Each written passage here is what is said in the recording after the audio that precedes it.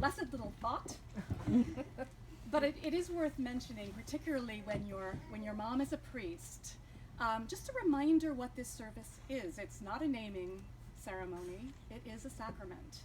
It is a revelation of a truth that is so mysterious and so deep that we human beings cannot hope to understand it completely. But something real is happening this morning. Something is changing in the life of this child and in her family and in all of us who witness this sacrament, this showing forth of an action of God. This little sleeping baby is going to die and be reborn into the death and resurrection of Jesus Christ, and that will have profound implications and meaning for him as he grows. But as you can tell, he's not really paying attention to much that I'm saying right now. So it is up to us to model for him, to let him see us struggle with the truth of our faith, the difficulty of the kingdom of this world, a message of hope and love and compassion and action that sometimes flies in the face of everything we see around us. And that is the work that we promise to do today. So although this is not a naming ceremony, I do have to mention something about this little boy's names, because I think actually they will say something true to us about this sacrament. This child is named Andrew Micah Hansen. The name Andrew is meaningful for a number of reasons. You may know that Andrew was one of Jesus' disciples. Do you know he has a brother in the Bible? Do you know the name of his brother? Peter, right? Andrew's the little brother. Peter's the big brother. Peter gets most of the ink in the New Testament. Andrew, Micah, is also a little brother, and he has a pretty impressive big sister to follow. So we, who will love him into his growing, need to remember that being the younger brother is not always the easiest thing in the world.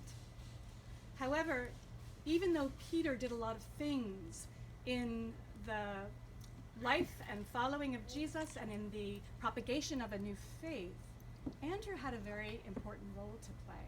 And some of you may remember that it was Andrew, the little brother, that grabbed a hold of his big brother and dragged him to meet the one he believed was the Messiah. And Andrew did a similar thing with some foreigners, some Greeks who came and said they wanted to see Jesus, and he delivered that message. There are people here who feel like they're outsiders and they want to come closer to the good news of God as revealed in Jesus Christ. And it's believed that Andrew, too, was the disciple when there were all those thousands of hungry people that found that little boy who had a loaf of bread and a couple of fish and made it possible to break open a little bit to create enough for all. So we remember that biblical name when we prepare to baptize this child, but we also remember that Andrew is the patron saint of Scotland. And St. Andrews is a place where this family began, where Danielle and Eric met and where their love took root in their hearts as they prepared to join their lives together, which then created this family. So we sort of give a special nod to Andrew. And then his middle name, Micah, Dora read so beautifully from the book of the prophet Micah. Sometimes when people who are not Christians ask me, what does it mean to be a Christian? I point them to the baptismal covenant that we're going to recite together in a few minutes as the kind of action items expected of every, yes? You ready for the baptism? Hey, give me one more minute. She's my timekeeper. I'll move this along. That the baptismal covenant tells us what it means to be a Christian in this world. But if you want something even shorter than the baptismal covenant, as like a little 2-line takeaway, I think then you go to Micah, right? What does the Lord require of you? To act justly and love mercy, and to walk humbly with your God in the name of Jesus Christ, empowered by the Holy Spirit.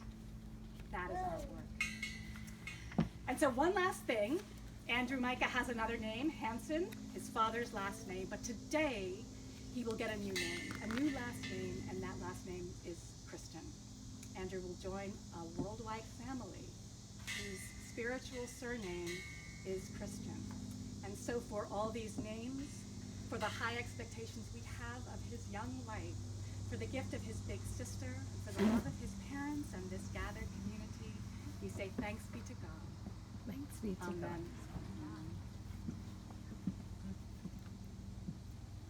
And now we'll sing another hymn, I think, Sarah.